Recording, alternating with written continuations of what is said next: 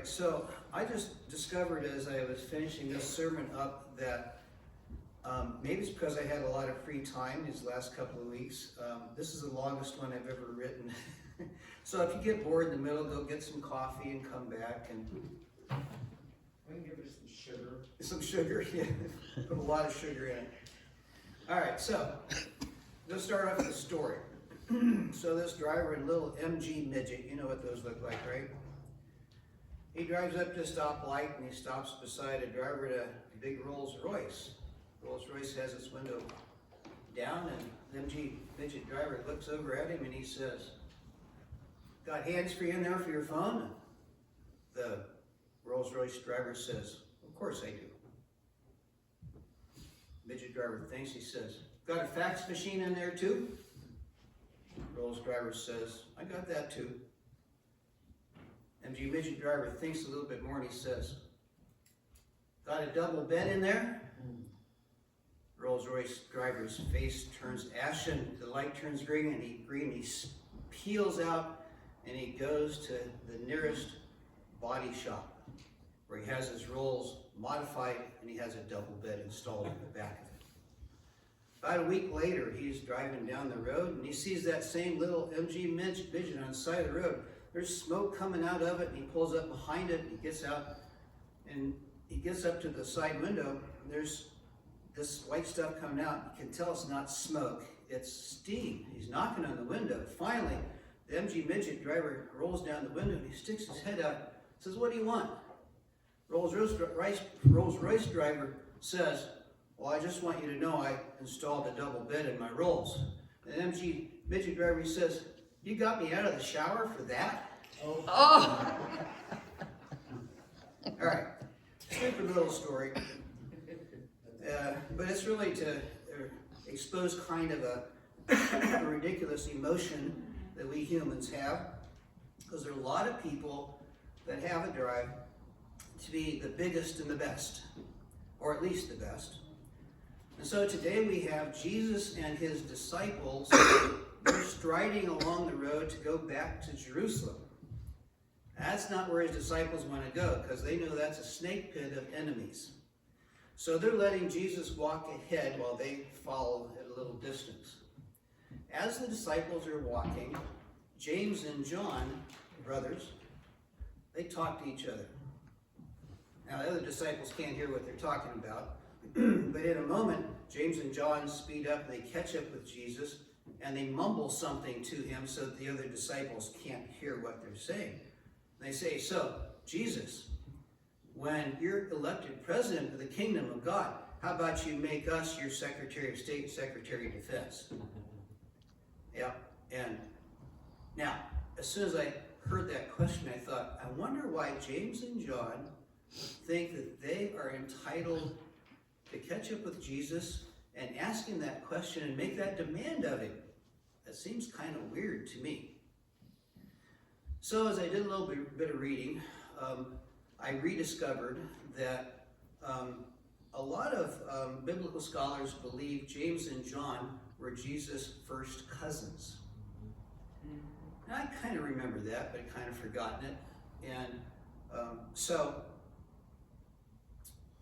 this belief is based on mainly Christian tradition that says that Mary, the mother of Jesus, and Mary Salome, is that too small to read? Yes. Oh, you can all walk up and read it. The top line here, I'll read it for you.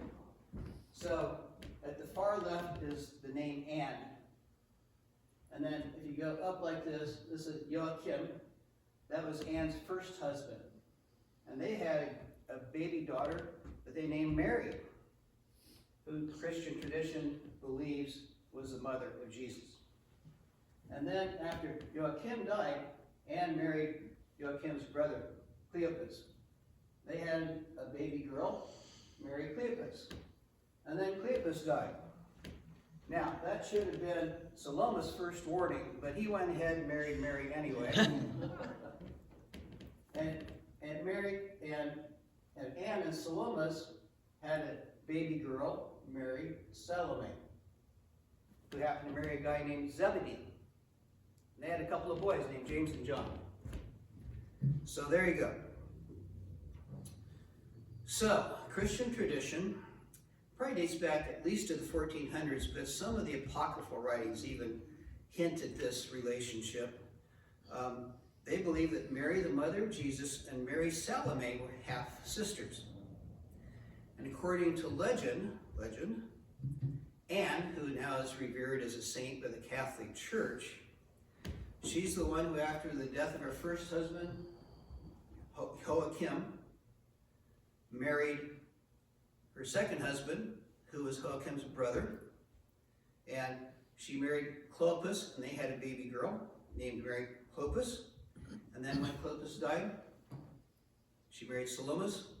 They had a baby girl named her Mary Salome. If I reviewed that about 10 more times, it probably would start making sense.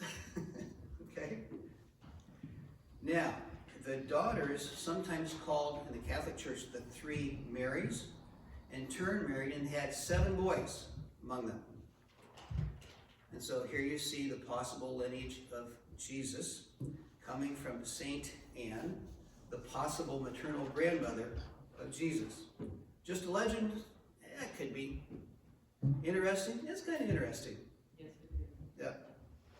Now, in Matthew's version of the same story that Gustavo read to you from Mark this morning, it is the mother, Mary Salome, who goes to Jesus with her sons James and John in tow to make the request of Jesus to give her sons positions of power.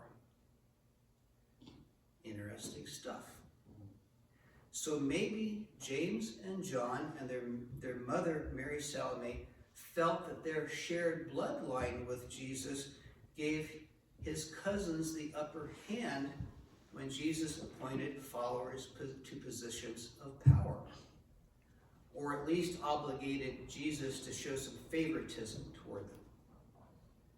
Now, regardless of all this conjecture, when someone asks you to grant a favor before telling you what that favor is going to be, watch out.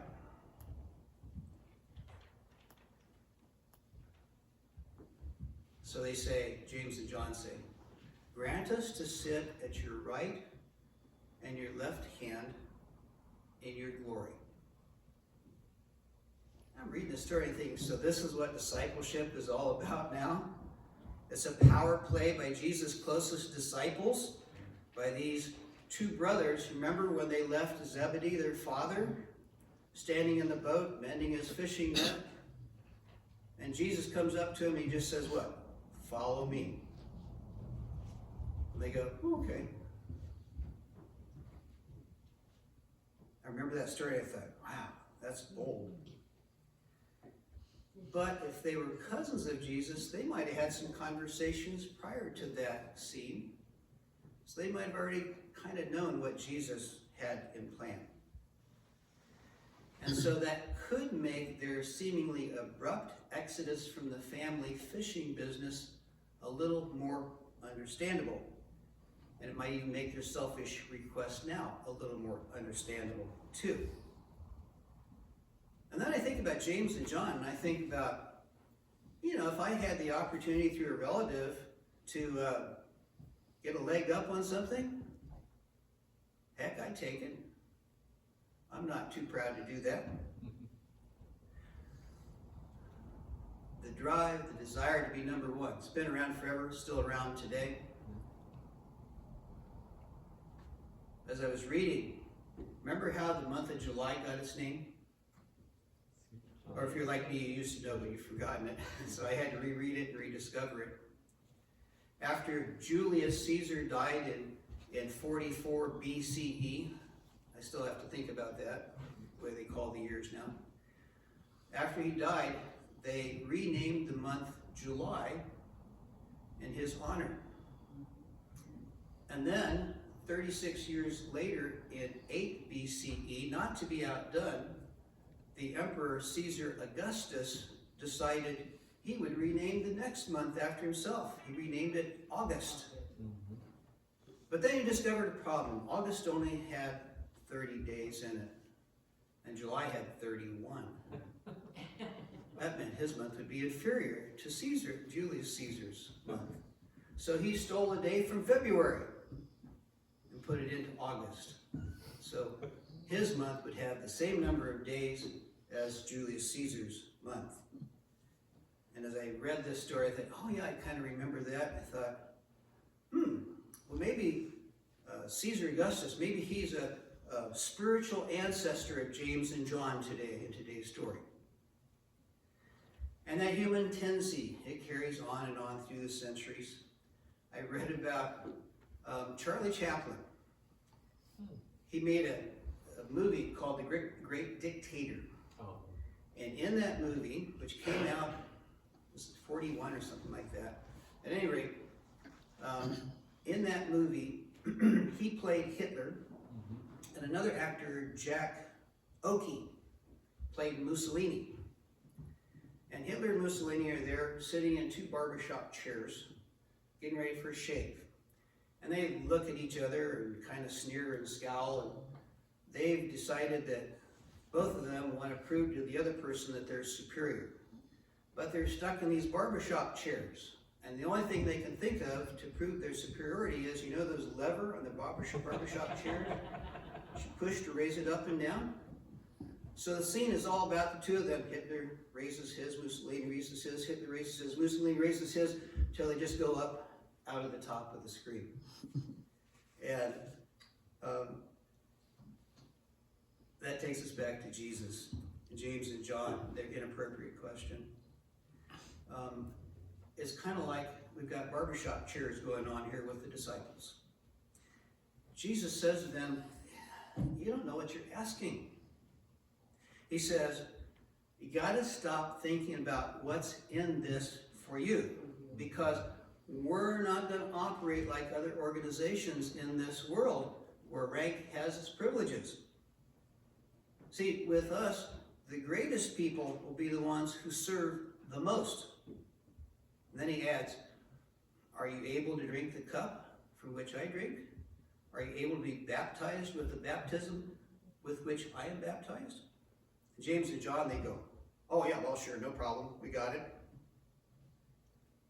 I think of James and John, they don't seem to lack any confidence, do they?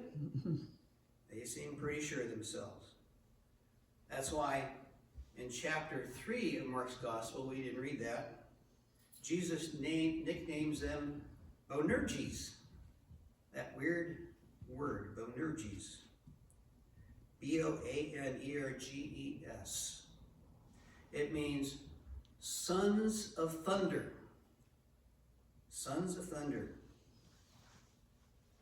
Sounds like they weren't very timid, huh? Years ago, a writer named Wallace Hamilton described the same kind of attitude. He called it the drum major instinct, that drive to be out front and to be number one. So as I'm reading the last couple of weeks, I read a story about one of my favorite basketball players ever, Larry Bird. I just thought he was a quality person. On February 4th, 1993, he was at Boston Garden to be honored. And after a long ceremony, which was much too long, I remember watching some of it and changing the channel, he watched as his jersey number 33 was raised up into rafter heaven in Boston Garden. And then it was his turn to say some things. And the words he chose were really class, just like the class act he was on the basketball court. He said, I never put on a uniform to play the game. I put on the uniform to win. Now think about those words for a moment. From a former Hoosier who first worked on a garbage truck before he found his niche in basketball. I wonder if what he said could apply to our lives as Christians. If we are truly committed, will we ever be really satisfied just playing? We need to play to win. But we don't win all the time, huh? Sometimes. Got to win. Chalk that one up. Since we don't win all the time, even Larry Bird didn't win all the time. He wasn't the best all of the time. Then you go, well, what if our church isn't growing? What if it's not the biggest one in town? I think that's pretty safe to say, right? Mm-hmm. Then take the Larry Bird approach. Roll up your sleeves and just keep on keeping on. I want to keep the sports imagery going for just one more story.